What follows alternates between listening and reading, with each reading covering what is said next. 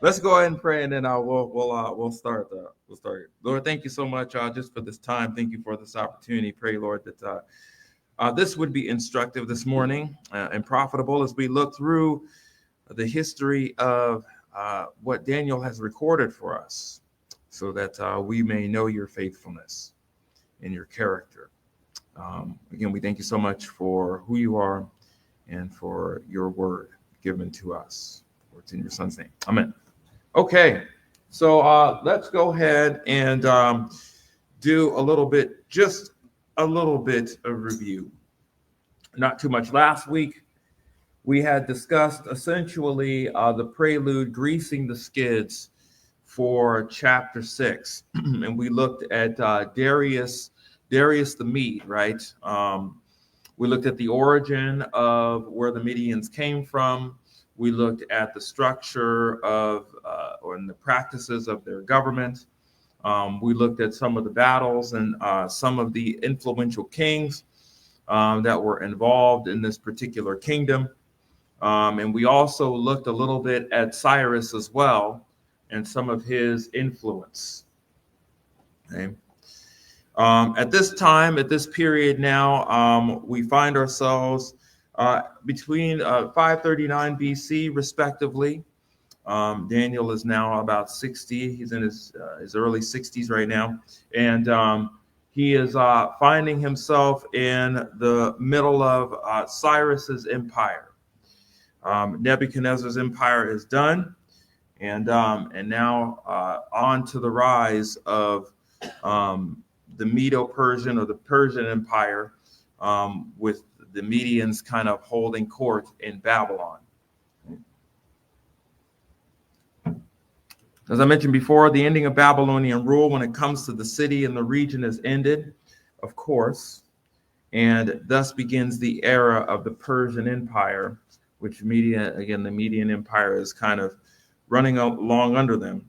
And Daniel finds himself again at the center of the kingdom. And again, interestingly enough, as we underscored, Marduk is also, he doesn't seem to go away, right? He just seems to keep popping up everywhere. So now Cyrus now is taken the helm and has now brought Marduk with him. And everyone seems to recognize that. And that will kind of play that'll kind of play somewhat into this particular chapter as well. Okay, let's go ahead and start. We are in Daniel chapter 5, verse 30, and chapter 6, verse 1, respectively. Okay. It says this: So Darius the Mede received the kingdom at about age of 62. It seemed good to Darius to appoint 120 satraps over the kingdom, that they would be in charge of the whole kingdom. We kind of looked at this when we saw the the Cyrus cylinder, right, where it mentions an individual by the name of Gobryas who established sub-governors, as the language was called, over Babylon. I tend to believe that this Gobryas was possibly Darius the Mede, due to some of the historical context, extra biblical sources that aligned with some of these details here. Let's take a look at the word satrap. We've seen this before. This Aramaic word that is too long for me to pronounce, so I'm not going to do that. This word again occurs 9 times in the scriptures. It only occurs in the book of Daniel. Satrap really is a person of status and influence. If we're going to take the Cyrus cylinder and use the phrase sub-governors, that would be pretty appropriate. As a matter of fact, the people who are in this position of authority ran over, had influence or great power over these regions known as satrapies. Okay, satrapies were districts. Okay, so they would act like kings or governors over those specific districts. And of course, Darius would be the one who oversees those ultimately. So Darius, who received the kingdom essentially to rule in Babylon, begins to delegate his rule to 120 satraps or individuals who would govern over particular regions of the Babylonian kingdom. Okay. Of course, with Darius's oversight. There's not much detail here in this, at least at the first start of this chapter, so we're just kind of setting everything up here. 6:2, and over them were 3 commissioners, of whom Daniel was one, and that these satraps might be accountable to them, and that the king might not suffer loss. This is interesting. Let's take a look at the word commissioner, because this is the first time that we've ever seen this word, as a matter of fact, within this account. The word commissioner is sarake. This word occurs 5 times in the scriptures, only occurs here in Daniel. This word here, or this phrase, could be translated as chief or overseer, essentially a head, a delegated head, who has influence over those who they have been given to them as well. So these commissioners, their sole purpose is to govern the satraps, right?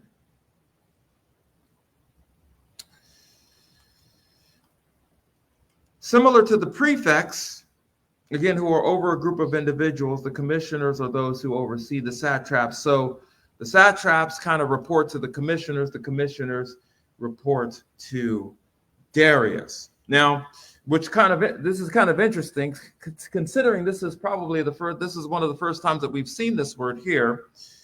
This seems to be a change in the way that the government kind of works in terms of Nebuchadnezzar's and Cyrus's or Darius's.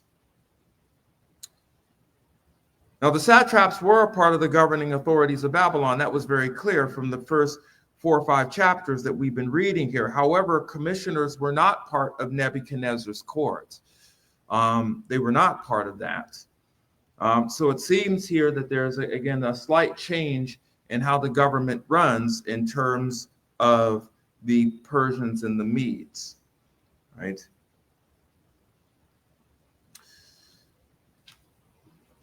As a matter of fact, we see this in Daniel chapter 3, verse 2. Satraps are mentioned and prefects are mentioned. As if you recall, when they were worshiping the golden image, right, all the leadership was invited onto the plains of Dura, right, to be an example to the people to bow before Marduk. It says, then Nebuchadnezzar, king, sent word to assemble the satraps, prefects, governors, counselors, treasurers, judges, magistrates, and all the rulers of the provinces to come to the dedication of the image that Nebuchadnezzar the king had set up. So we find that the satraps were there. They were given great influence. Prefects were there, obviously. They were commissioners or leaders of each of those groups, the magicians, the Chaldeans, all of them. But the commissioners were not mentioned. So we see that there's a difference in change in government here.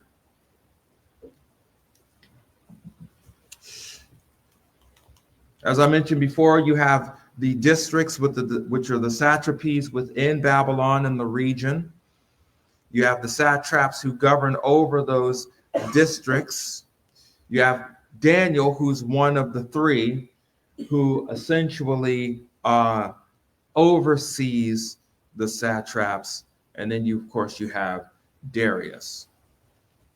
So in one sense, the commissioners answer to the king. They're part of somewhat the king's court, right? As well as the satraps also. Okay. So over them, 3 commissioners, of whom Daniel was one, that these satraps might be accountable to them and that the king might not suffer loss. What does this mean here? To suffer loss. Well, this word is nazak. It occurs 4 times in the Hebrew scriptures. It only appears here. Actually, that's not true. It appears in Daniel and in Ezra, I believe. This word corresponds with the Hebrew word nazek, which is meaning damage or injury. This word is in the pial stem. It is intensive, so it means to suffer injury or damage. Well, what does that mean? Does that mean suffer injury or damage in terms of physical health? Does that mean suffer injury or damage in terms of monetary value? What does it mean to suffer loss? Well, let's take a look here to see how this word is used. Could you turn with me to Ezra, chapter 4, s'il vous plaît.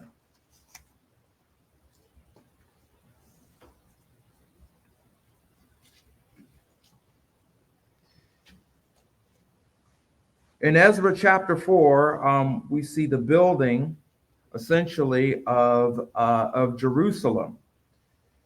We have a couple of individuals, some troublemakers, who are trying to make it very hard for Israel to rebuild. I'll start at verse, let's see here. Let's start at verse 11. These are the individuals that sent letter to Artaxerxes concerning this, their work. This is rather long, but I'll go ahead and read it. To King Artaxerxes, the servant, the men in the region beyond the river, and now let it be known to the king that the Jews who came up from you have come to us at Jerusalem. They are rebuilding the rebellious and evil city, and are finishing the walls and repairing the foundations. Now, let it be known to the king that if the city is rebuilt and the walls are finished, they will not pay tribute, custom, or toll, and they will damage the revenue of the kings. That is that word there, nazak. Now, because we are in the service of the palace, it is not fitting for us to see the king's dishonor. Therefore, we have sent and informed the king so that a search may be made in the record of your fathers.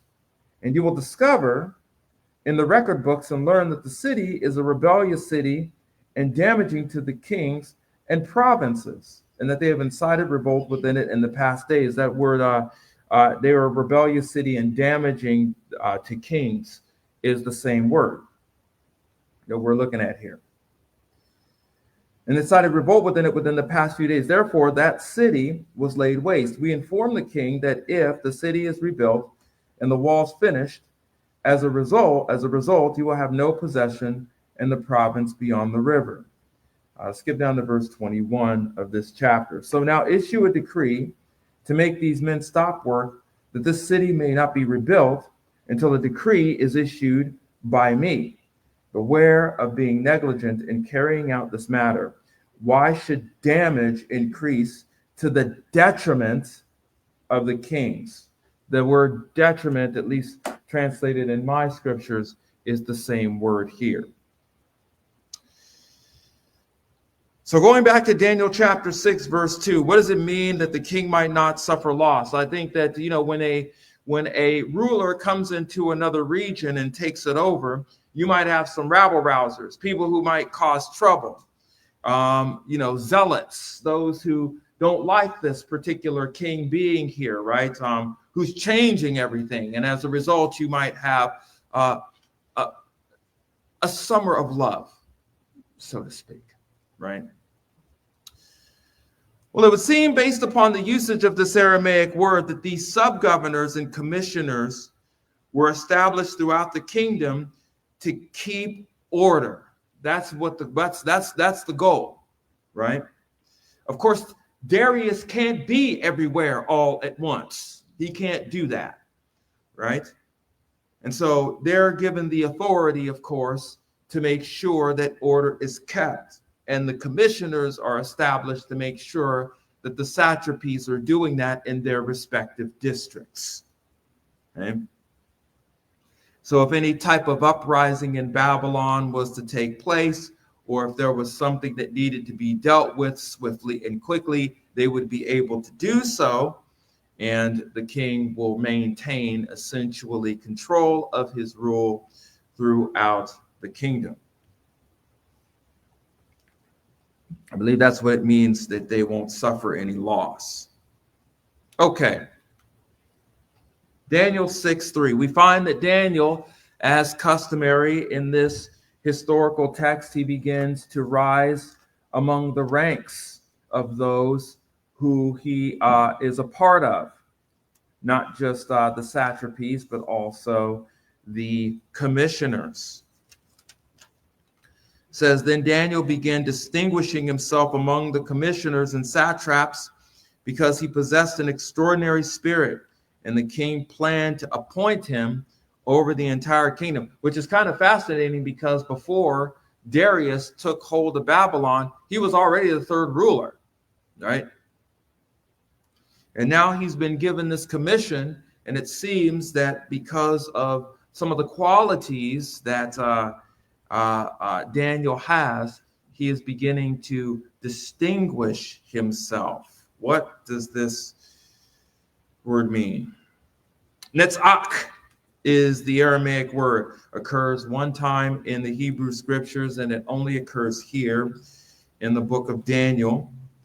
This corresponds with the Hebrew word netzach, meaning to excel, to perpetual, or overseers, to expand, to go beyond.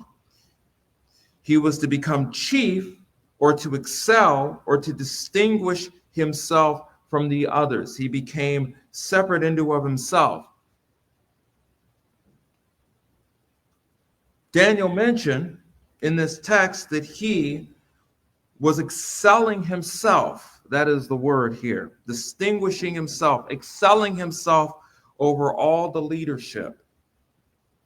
Okay? That was appointed by King Darius. Daniel gives the reasoning as to why, not because of his ruddy handsomeness. That's not because he was distinguished, but because of possessing an extraordinary spirit. Yatir ruach is the Aramaic phrase here. Again, this is the same word that's fascinating that's used of Belshazzar in chapter 5, verse 12 of this book. I'll just read it real quickly, starting in statement 10 of chapter 5. The queen entered the banquet hall because of the words of the king and his nobles. And the queen spoke and said, O king, live forever. Do not let your thoughts alarm you, or your face be pale. There is a man of your kingdom in whom is the spirit of the holy gods, and in the days of your father illumination, insight, and wisdom, like the wisdom of the gods, were found in him. And Nebuchadnezzar, your father, the father of the king, appointed him to the chief of the magicians, conjurers, Chaldeans, and diviners. This was because of an extraordinary spirit, knowledge and insight, interpretation of dreams, explanation of enigmas, and solving difficult problems were found in this Daniel, whom the king named Belshazzar. Again, let now Daniel be summoned, and he declared the interpretation. So it seems again, Daniel had a reputation of solving difficult issues, not because he's just so great and intelligent, but because, again, the God of heaven was with Daniel. And because of this, the king planned to appoint him over the entire kingdom. So he was getting ready to become, again, number 3, just like during the reign of the Babylonians in Nebuchadnezzar's time under Belshazzar. It says, additionally, King Darius had planned or thought to appoint him over the entire kingdom of Babylon, to essentially be a vice regent. So it would be King Darius and Daniel as his co-regent, the commissioners, the satraps, and the districts. He would be an exclusive king or a vice regent to King Darius, which is pretty incredible. Because again, Daniel is not a Gentile. which is kind of amazing. All right, verse 4 of chapter 6. Well, of course, because the king probably most likely declaring this to his court, the commissioners and the satraps, they probably would get together and talk. I guess they didn't like that very much, considering that Daniel was distinguishing himself among those who had this authority. And so the commissioners and satraps, according to verse 4, began trying to find ground of accusation against Daniel in regard to government affairs. Oh, they tried to go through his emails, and they couldn't find anything.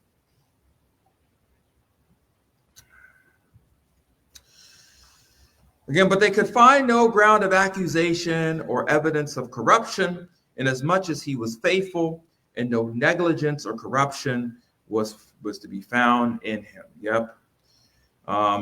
They tried to find accusations concerning the kingdom. That's really what that word means, that government affairs there is the kingdom. So maybe they probably sought to see if he tried, maybe he was taking a little off the top. I don't know. Maybe he was trying to figure out whether or not he was corruptible or not. And it turns out that he wasn't. Now, this kind of brings up an interesting question. The text doesn't answer this, but if they're trying to find accusation against Daniel, how much dirt do they have on each other? Like, I'm kind of curious about that. Like, you know what I mean? If you're trying to find any dirt, and you're not finding any dirt on him, what does that say about y'all? You know what I mean? That's pretty bad. He was faithful in terms of his conduct as it pertained to the kingdom. He worked for the benefit of those whom he served and for those around him. He was integral in all of his dealings and his activity. So therefore, whenever they tried to find any corruption, him fudging the numbers, maybe perhaps he's doing somebody dirty over his rule, maybe, the satraps couldn't really say anything bad about him. And the commissioners couldn't say anything bad about him either. He maintained the laws of Persia and Media, and he worked in the benefit of the king.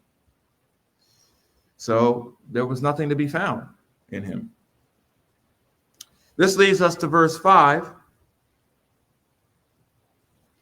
So these men, that is the commissioners and the satraps, said, as they colluded together, "We will not find any ground of accusation against Daniel unless we find it against him with regard to the law of his God."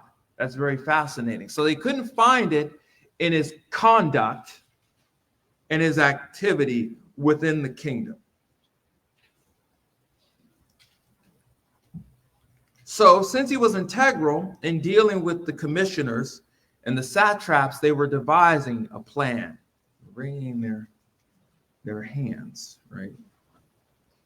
Stating that they were not going to be able to accuse him. They couldn't do it. So, since he was sincere concerning the law of his God, which he practiced in Babylon, then they were going to use the prohibition of God, that the God of heaven was against him. They knew that he couldn't worship any false deities, which means that, again, he was very prominent in terms of them knowing who the God of heaven was.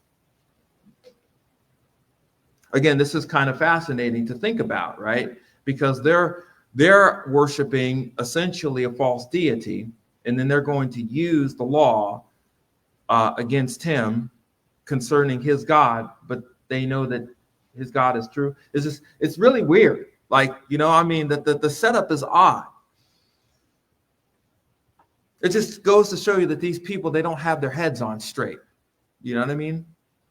All right, verses 6 and 7. So after they concocted this plan, we read this. Then these commissioners and satraps came by agreement to the king and spoke with him as follows. King Darius, live forever. All the commissioners of the kingdom, the prefects, the satraps, commissioners, the high officials, the governors, had consulted together that the king should establish a statute and enforce an injunction that anyone who makes a petition to any god or man besides you, O king, for 30 days shall be cast into the lion's den.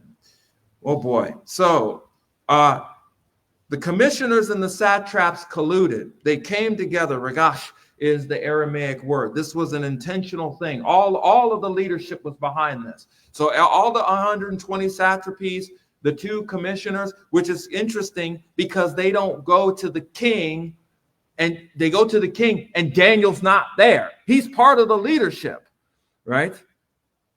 So they essentially go behind his back under one intent and idea to speak to the king and offer a suggestion, right? King, we know that you're the greatest one here. We love you so much, right? But there are some people here who may not agree with the God that's here in Babylon, right? I have an idea. You can issue an injunction. Put a law on the books, right? That anyone who petitions to any other god besides Marduk, or any man besides you, right? Because again, the king has the authority of Marduk, right? Will be thrown into the lion's den. Now, it's not just for 1 day, it's for a whole month, 30 days. Could you imagine in 30 days being in this den? Okay, so it's not like he was there. It's not like it's just for 1 day or for a week. We're talking 30 days, 30 days. And I'm presuming that when you are thrown into the lion's den, you aren't given anything to eat, right? You're just thrown in there, okay? You become the meal, right?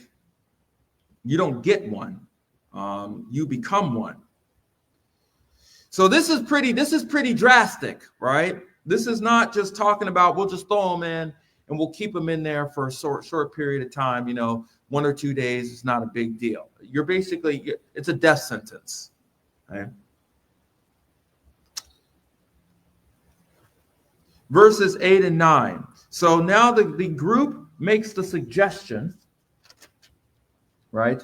And now they persuade the king to do this. Now, O king, establish the injunction and sign the document so that it may not be changed according to the law of the Medes and the Persians, which may not be revoked. We talked about that, right? The government system, right? That once a law is made, you cannot revoke it. You cannot repeal it.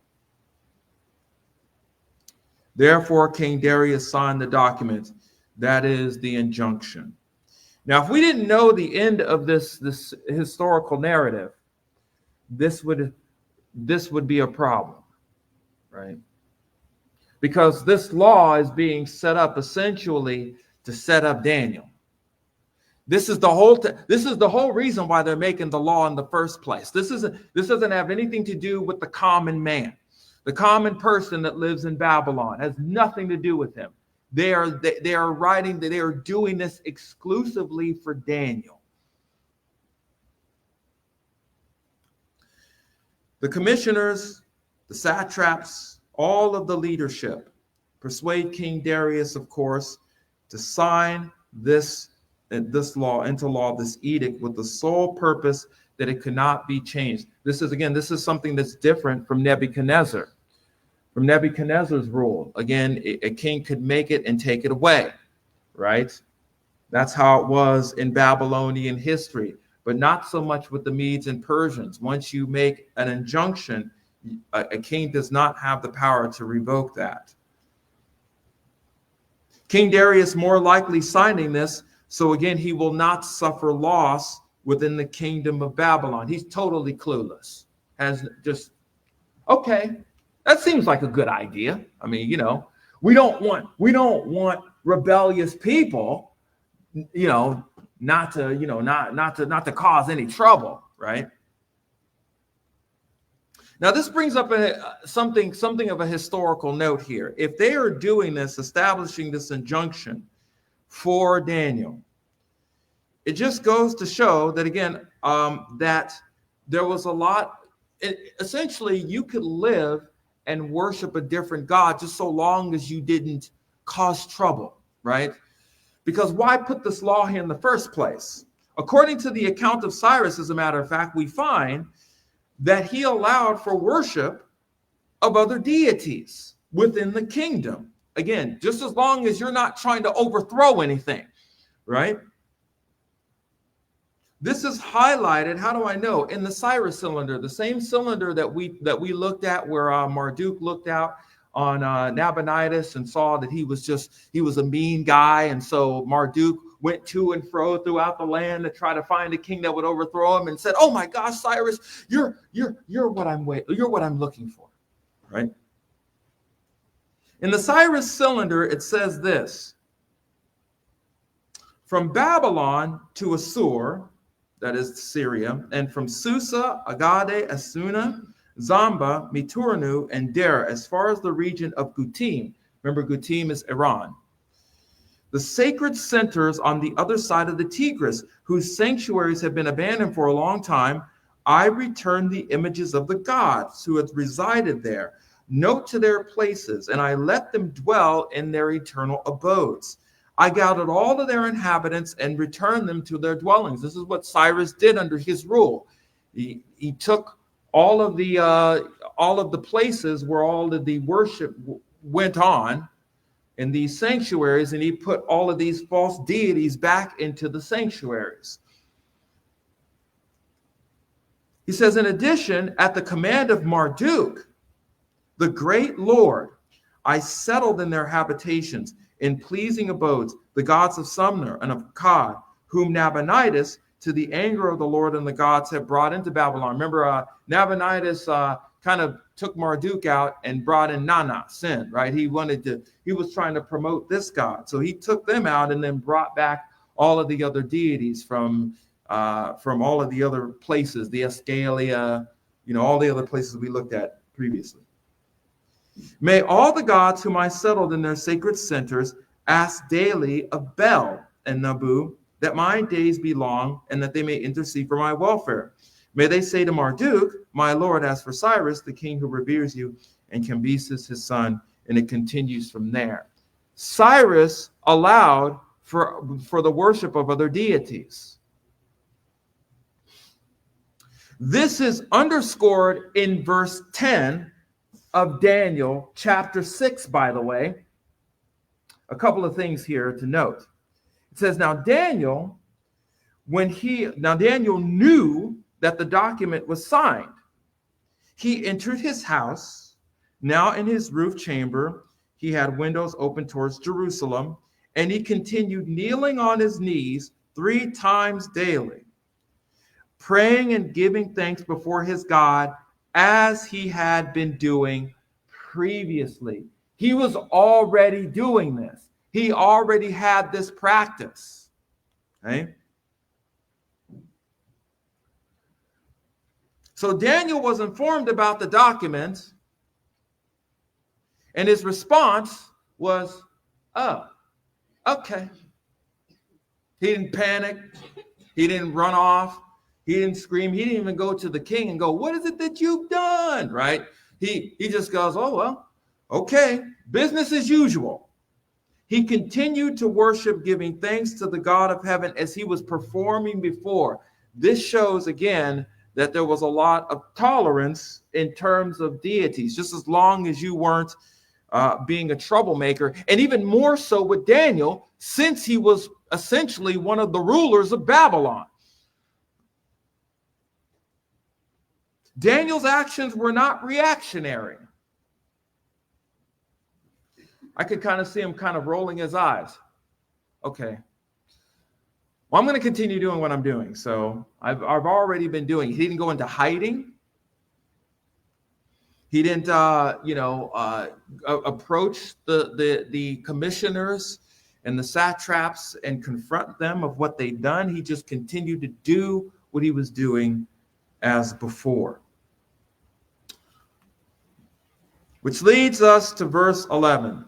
These men knew this. I mean, he has a practice. They knew that he was doing this 3 times a day. They knew he was on the roof of his chamber towards Jerusalem, right? They knew that the God of Daniel was not Marduk or any other false deity. They knew this. They knew about the history of Daniel. They knew all of this stuff, right? So they knew where to go. They knew where to look.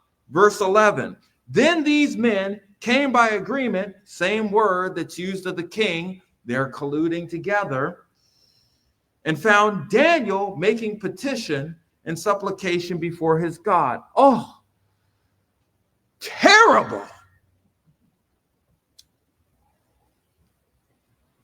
We knew he was a traitor all along, right? The satraps and commissioners that came together to catch Daniel in the act, praying on the roof of his residence. Again, this underscores that the satraps knew his schedule, they knew the time, they knew the day. All they needed to do was be a witness to this. 120 plus people seeing Daniel doing this, praying towards Jerusalem in Hebrew, giving thanks to God, and they caught him in the act, supposedly. Okay.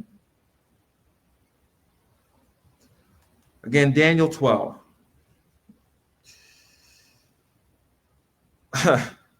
I love the language here. It's so funny how these commissioners. So he signs this law, and now they're going out looking for him. Right? They probably got their watches. They synchronized them. They went out there, saw him praying, and then all of them run, right, tripping over one another to get to King Darius. And as they get to the chamber, they approach and spoke to the king, and the injunction: Did you not sign an injunction that any man who makes a petition to any god or man besides you, O king, for 30 days is to be cast into the lion's den? Did you not do that? The king replied, well, yeah, the statement is true, according to the law of the Medes and the Persians, which will not be revoked. Why are you here? What's going on? Right? Of course I did. The satraps and the commissioners approached the king to remind him, I mean, it was only like an hour ago. Did you not do that? Well, of course I did. Right? Verse 13. They answered and spoke before the king. Well, let me tell you who's violating it, right? Daniel, who's one of the exiles from Judah, pays no attention to you. Pays no attention. O king, or to the injunction which you signed. He's rebelling against you. He's shaking his fist at you when he prays on top of his roof towards Jerusalem. And keeps making his petition 3 times a day as if this is a new thing, right? I'm sure that Darius knew this too. Right? It's not a surprise to him. Again, they bring up the opportunity to act and practice of Daniel and how he was violating the injunction. Now, again, when King Darius signed this document, he did not have in mind Daniel. I don't think he had in mind anyone. I think he just signed it just because it was, seems like a good idea, But he had no mind, no idea of in mind in Daniel, considering that he was going to make him a vice regent of Babylon. Verse 14.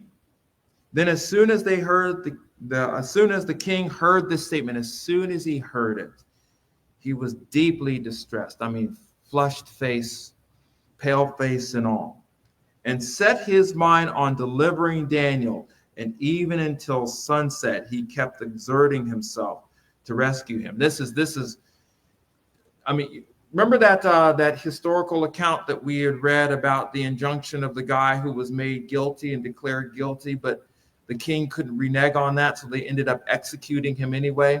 I believe that Herodias, the historian, had presented this account from one of the Persian kings. This is kind of this idea here. He's oh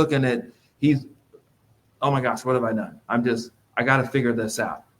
So much so that he became greatly displeased, but he knew he couldn't do anything about it. So he set his thoughts on how to rescue Daniel from his misfortune.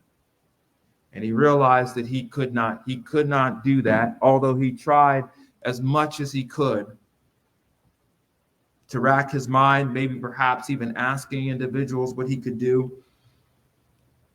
And all the way till sunset.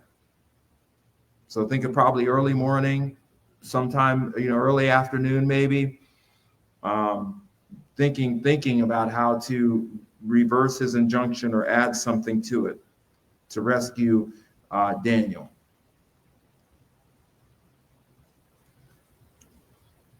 These men, again, came by agreement. Same word here that's used of Daniel when they went to go see him and see him on the roof. Same word that's used here when they go to the king to persuade him to offer this injunction. Then these men came by agreement to the king and said to the king, "Recognize, O king, that it is the law of the Medes and Persians that no injunction or statute which the king may establish may be changed." Now, if he violates his own law, then he's in trouble. Okay. The satraps and the commissioners come together a third time. Again, perhaps because they did not see the king call forth Daniel before all the satraps and commissioners and reminded him of the custom of the law of the Persians and Medes, that the law cannot be revoked once it is established. You are bound to do this. You cannot do it. If you don't do this, we're going to ask for your dispo. We're going to ask you to be disposed. You need to you need to activate this like today. This is awful. Using the law against this individual just because he is being recognized as a person who has distinguished himself. Daniel once more seems to be in trouble. And it's really not, let me add this. This really isn't about Daniel. I mean, it is about Daniel, but it's not really about Daniel, so even more so that it is about the God of Daniel, really. Right? Because again, if Daniel doesn't get rescued, whose reputation is on the line for it?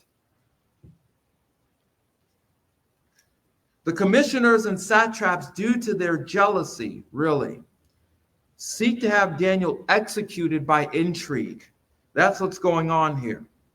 The king, due to the customs of the Medes and the Persians, he cannot rescind this. He has to operate this expeditiously, expediently,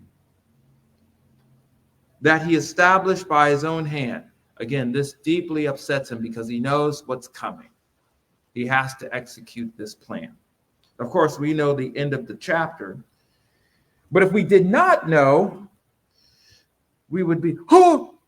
Right? Again, in reality, this is not just about Daniel. This is about essentially the God of heaven versus Marduk and the leadership that is being guided by this false deity and King Darius. Let's go ahead and pray, and then we will close out here at the end of this. Lord, thank you so much for this account. Thank you, Lord, for the integrity of Daniel and him recognizing you, even throughout all of this contention and all of this hostility. I thank you, Lord, for the fact that you, through Daniel, have written this account to show that really, in one sense, it's not really about Daniel, but it is about you and how you are the true God and not these false deities.